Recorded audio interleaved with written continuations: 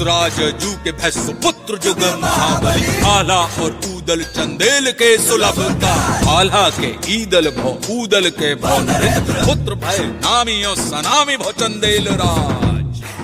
महोबा के कवि कुल श्रेष्ठ जगनायक या चारण जगनिक राव द्वारा लिखित परमाल रासों की इस अमर वानगी में उल्लेख है बुंदेलखंड के दो असीम शूरवीरों का। नमस्कार, 92.7 बिग एफएम पर मैं आशुतोष राणा धरोहर में आज आपको सुनाऊंगा चंदेल कालीन लोक महाकाव्य आला खंड में वर्णित रणबांकुरे आला ऊदल की अमर कहानी। मेरी मिट्टी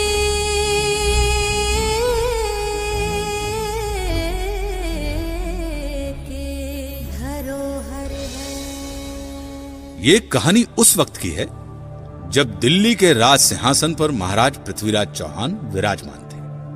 उन्होंने अपने आसपास के लगभग सभी राजाओं को अपने अधीन कर लिया था, लेकिन कन्नौज के राजा जयचंद और कालिंजर के चंदेल राज परमाल ने पृथ्वीराज चौहान के आगे अपना सर नहीं झुकाया था। राजा परमाल का विवाह उरई के राजा वासुदेव की बेटी मलहना के साथ हुआ था।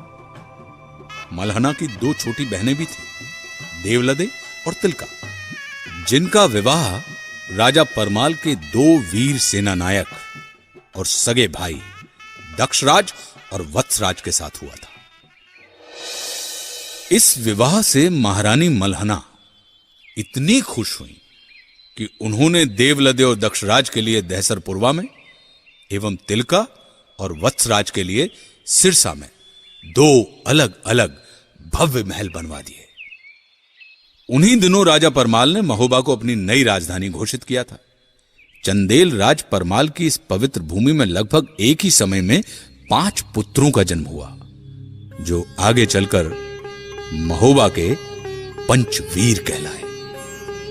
महारानी मलहना की कोख से राजकुमार ब्रह्मकुमार का जन्म हुआ। ब्रह्मकुमार एक शूरवीर योद्धा था। राजा परमाल के राजपुरोहित के घर ढेबा नामक बालक का जन्म हुआ। ढेबा वीर होने के साथ ही ज्योतिष विद्या में भी निपुण था। ढेबा को आला खंड में विपत्ति का साथी कहा गया है। उसने हर विपत्ति में अपने मित्रों का साथ निभाया। ढेबा के बारे में अलहत यानी आला गाने वाले आज भी ये गाते हैं, विपत्तिया के ढेबा है ऐसो मीत मिलन को ना, विपत्तिया के ढेबा है ऐसो मीत मिलन को ना। विपत्ति के मित्र ढेबा हैं और ढेबा जैसे मित्र आसानी से मिलते नहीं हैं। इधर सिरसा में तिलका ने मलखान नाम के एक पुत्र को जन्म दिया। कहते हैं कि मलखान का शरीर वज्र की तरह कठोर था और युद्ध भूमि में वो अंगद की तरह पांव जमाकर लड़ता था। क्या पांव पिछाड़ी तैन न जाने जंगा टेक लड़े मलखान, यानी पांव को पीछे नहीं जाने देता था और अपनी जांघों को टेक कर लड़ता था मलखान।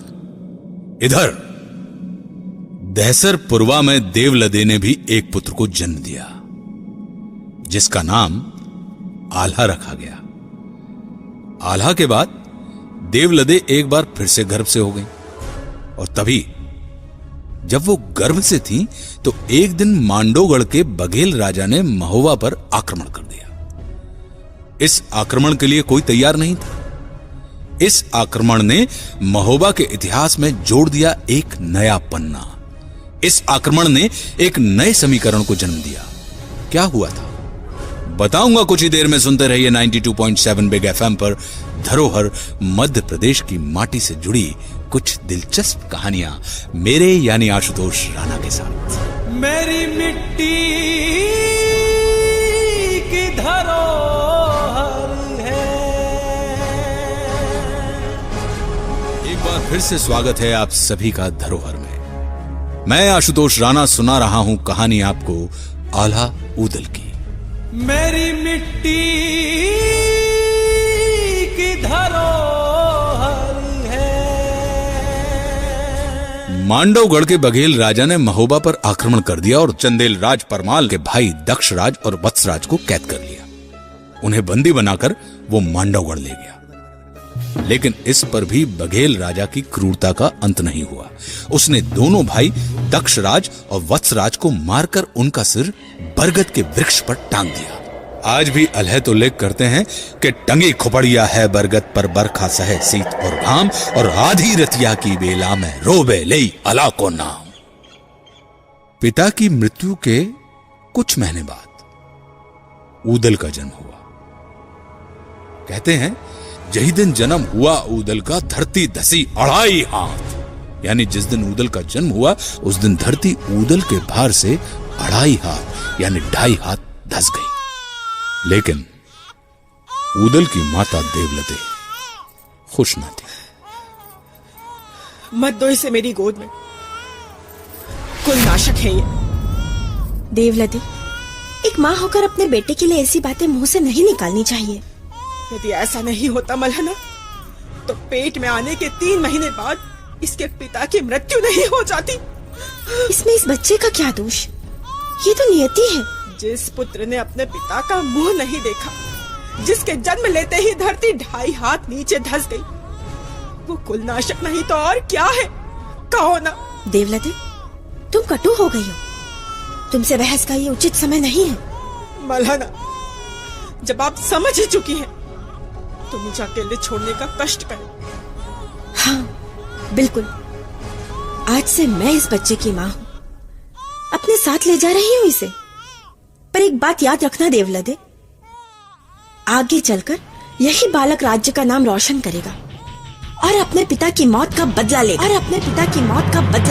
ये धर्म की माता है मालंदे, जो ऊदल को दियो बचाए।